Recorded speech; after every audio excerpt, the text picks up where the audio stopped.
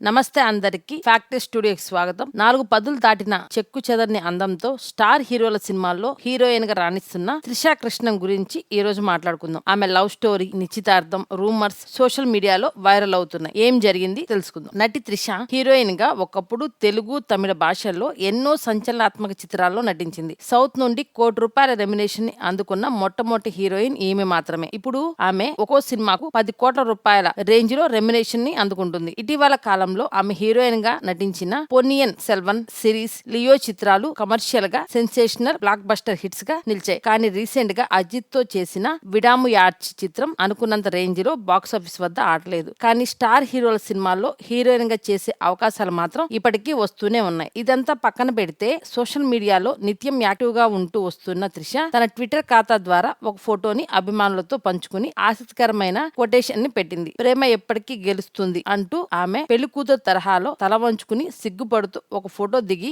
దానిని అప్లోడ్ చేయగా అది బాగా వైరల్ అయింది. ముఖ్యంగా ఆమె చేతికి ఉన్నటువంటి ఉంగరం బాగా హైలైట్ అయింది. ఈ ఉంగరాన్ని చూసి అభిమానులు రకరకాల కామెంట్స్ చేస్తున్నారు. చూస్తుంటే నిశ్చితార్థం రహస్యంగా చేసుకున్నట్టు ఉన్నావు, ఎవరితో చేసుకున్నావు అంటూ కామెంట్స్ చేస్తున్నారు. ఇదంతా పక్కన పెడితే చాలా కాలం నుండి మీడియాలో త్రిష, విజయ్ డేటింగ్ చేసుకున్నట్టు వార్తలు వినిపించాయి. విజయ్ తన భార్యకు విడాకులు ఇవ్వబోతున్నాడని, త్రిషతో కొత్త జీవితాన్ని మొదలు పెట్టబోతున్నాడని తమిళ మీడియా ఓదరగొట్టేసింది.